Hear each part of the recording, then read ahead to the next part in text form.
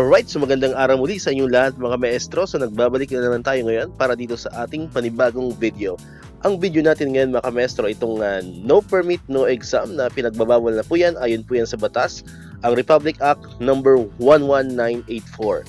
Pero bago natin alamin ang buong detalye niyan, kung bago ka pa lang dito sa aking YouTube channel, wag mong kakalimutan na mag-like, mag-comment, mag-share at syempre i-subscribe mo na rin itong ating YouTube channel, El Maestro Sir Anton Official. Ulitin ko po, paki-search lamang sa inyong mga Google, sa inyong mga browser, sa inyong mga YouTube, ang El Maestro Sir Anton Official at lalabas na po itong ating channel. Pakiclick lamang po ang subscribe button dyan kasi libre lang naman po yan. And syempre, ang notification bell button, pakiclick na rin po para manonotify kayo, always updated kayo every time na may mga bago tayong upload na video katulad nito. Alright, so nabanggit ko na kanina ka maestro, itong ating pag-uusapan natin ngayon, itong bagong batas na Republic Act number 11984.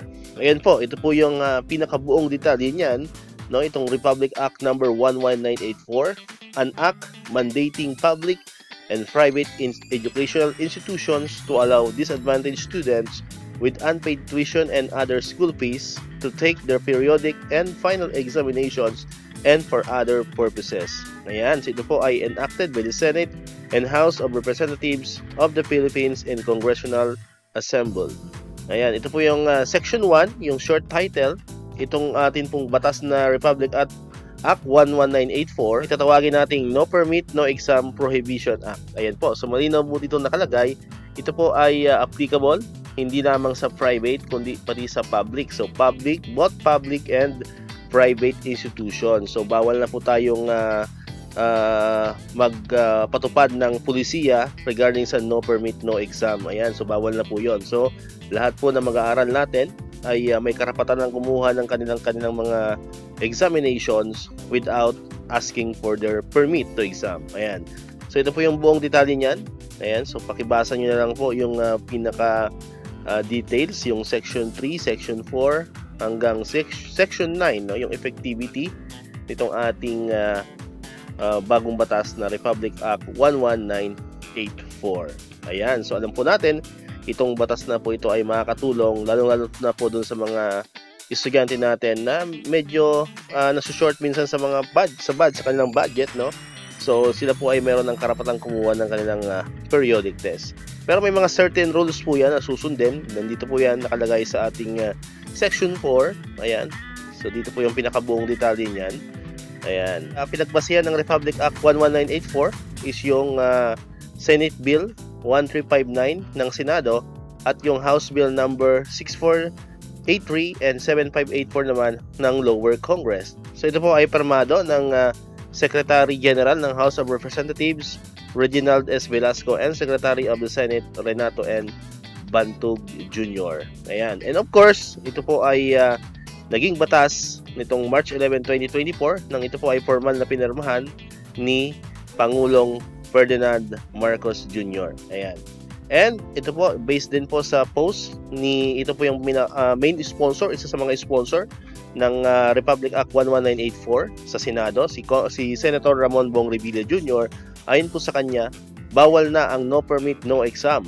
Batas na po ang inakda nating panukala na magbubukas ng pintuan para sa ating mga kabataan. So yan po ay ayon sa pahayag ni Senator Bong Revilla. Ayan, sa ilalim ng Republic Act number 11984 na nilagdaan ni Pangulong Bongbong Marcos noong March 11, 2024, bawal na ang ipinapatupad ng mga pampubliko at pribadong mga paaralan na hindi pagpayag na makakuha ng pagsusulit ang mga estudyante nang walang kakayahang makabayad ng tuition o iba pang mga school fees. Magiging epektibo na ang RA 11984 15 araw matapos itong mailathala sa Official Gazette o Newspaper of General Circulation.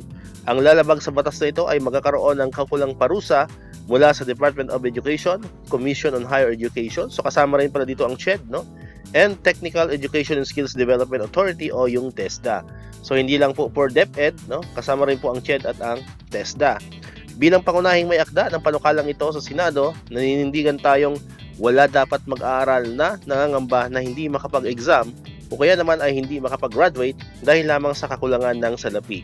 Alay natin ito sa mga kabataang nagsusumikap na makapagtapos ng pag-aaral. Batid natin ang kahalagahan ng edukasyon tungo sa mas malawak na oportunidad at pagkamit ng kanilang mga pangarap. So yan po ay mula sa pahayag ni Senator Ramon Bong Revilla Jr. Ito po ay ayon sa kanyang Facebook page, no? Ito po ay nakapost sa kanyang Facebook page. So credit po kay Senator Ramon Bong Revilla Jr. Ayan, so napakagandang balita po yan, lalo na po sa ating mga kabataan, no? So bawal na po ang no permit, no exam policy. Ayan, ito po ang Republic Act number 11984.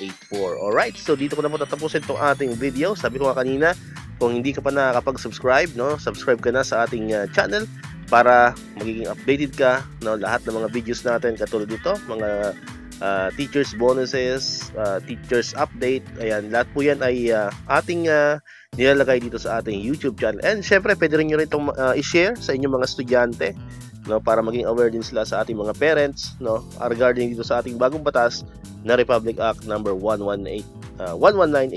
Muli, maraming salamat sa inyong panonood at pakikinig. Once again, El Maestro. See you on my next vlog. Bye-bye!